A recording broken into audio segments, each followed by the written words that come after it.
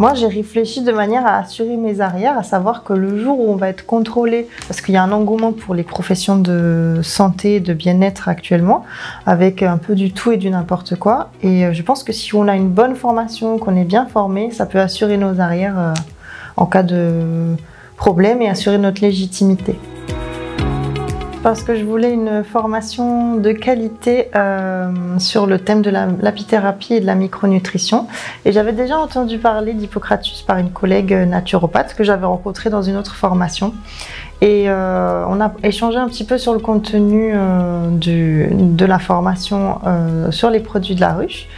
Et je me suis aussi rendu compte que Hippocratus avait des médecins dans son comité de formation, et ça, en termes scientifiques, ça m'a beaucoup plu. Non, pas du tout.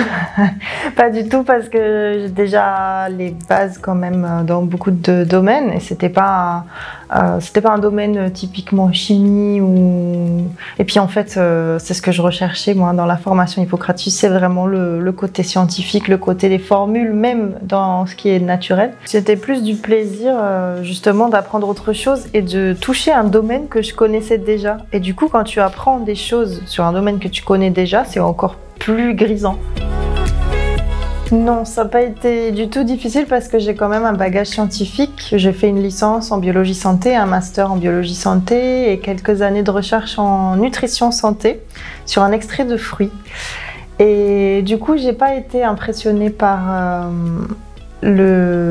la difficulté scientifique. C'était même ça que je recherchais finalement en choisissant ma formation chez Hippocratus. J'ai pas vraiment eu de difficulté, si ce n'est la quantité de choses à retenir et à ingurgiter en peu de temps, parce que je voulais quand même faire ça assez rapidement et avoir mon diplôme assez rapidement, et ça, j'ai trouvé ça vraiment, ça m'a beaucoup plu. J'avais pas la pression moi, parce que je pouvais m'organiser comme je voulais finalement, donc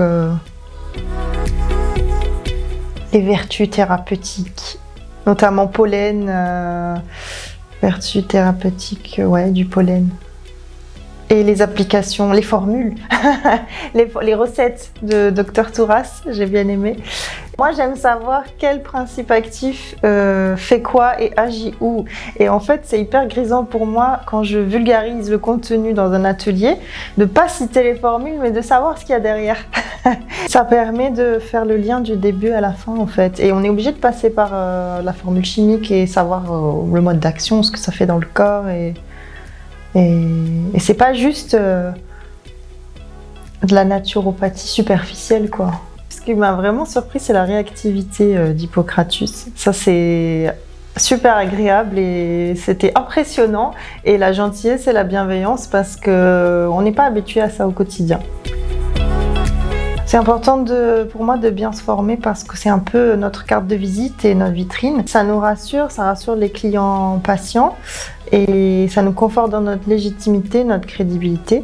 Et aussi parce que si on a quelqu'un de bien formé avec une formation bien conséquente, c'est beaucoup plus fluide et beaucoup plus facile de répondre aux besoins et aux problématiques des gens, s'il y en a, ou même aux difficultés à la médiation. J'ai plein de trucs à leur dire. Hein.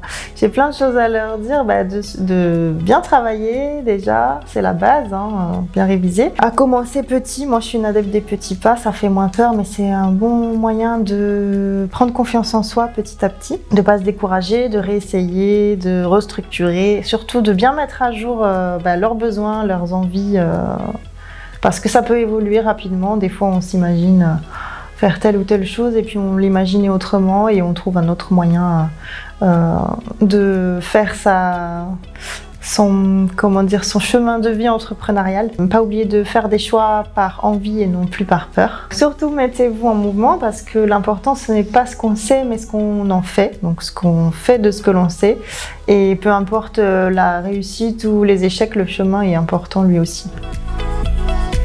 J'envisage de faire la formation phytothérapie chez Hippocratus et une formation en naturopathie animale et en sonothérapie, donc sur les bols tibétains.